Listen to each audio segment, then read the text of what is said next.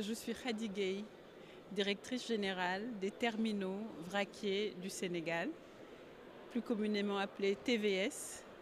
TVS est le concessionnaire du terminal vraquier du port autonome de Dakar qui se situe au Môle 8. Donc voilà, revenir un peu sur la position du TVS vraiment dans ce plan qui a été lancé.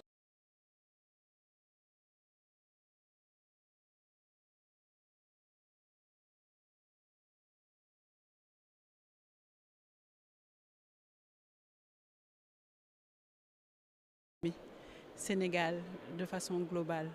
Parce que qui dit terminal vraquier dit opérateur logistique, dit intermédiaire entre le port et les industriels pour tout ce qui est importation de combustible, mais les miniers aussi pour l'exportation de phosphate, d'atapulgite, du minerai de fer qui vient du Mali, et de grandes importations aussi pour de grands clients.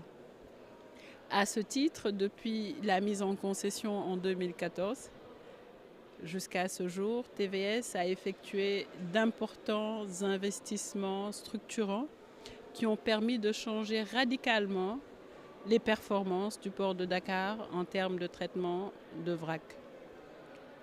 À titre d'exemple, je pourrais citer le dragage de 2012 qui nous a permis de passer d'un tirant d'eau de 10,20 mètres à un tirant d'eau de moins 13 mètres aujourd'hui, ce qui a permis de doter TVS du quai le plus profond du Sénégal. Cela nous permet aussi d'accueillir des navires allant jusqu'à 60 000 tonnes. Auparavant, nous pouvions difficilement accueillir des navires de 40 000 tonnes. L'économie d'échelle est notable tout le long de la chaîne d'approvisionnement.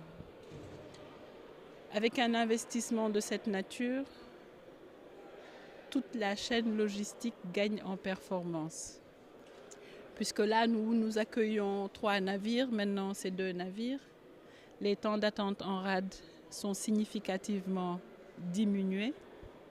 Les cadences de chargement et de déchargement sont significativement augmentées. Et bien entendu, les performances du port autonome de Dakar sont améliorées.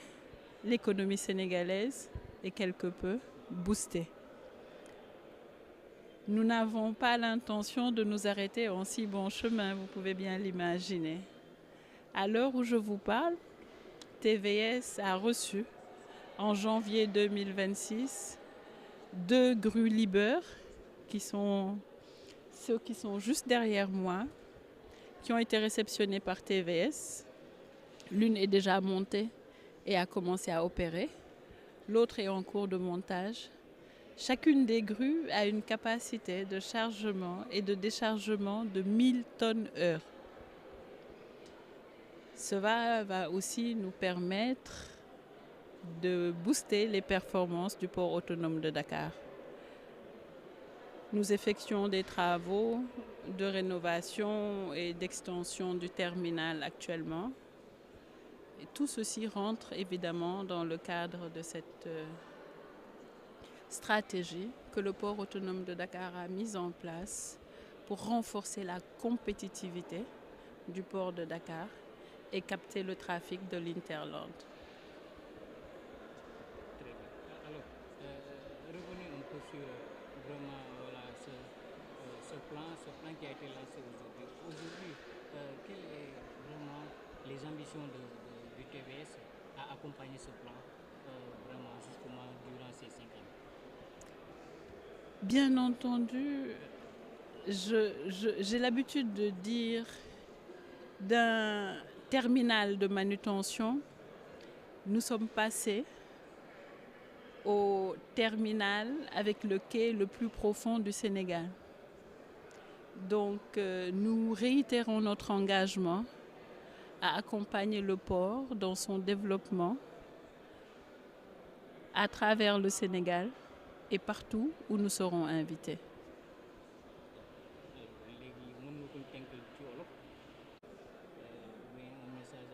Oui. Alors, TVS, évidemment, c'est des indicateurs de performance qui sont améliorés grâce aux investissements significatifs que nous effectuons. Mais c'est aussi un engagement de durabilité et de respect de l'environnement. TVS aussi, c'est une entreprise qui met le capital humain au cœur de son développement. Le contenu local, pour nous, c'est important.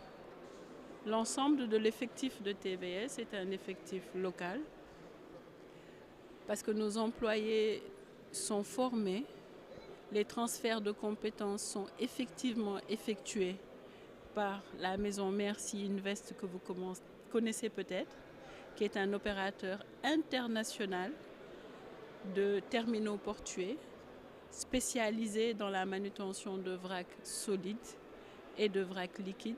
Nous opérons des terminaux en Europe, en Côte d'Ivoire, en Afrique du Sud et au Sénégal.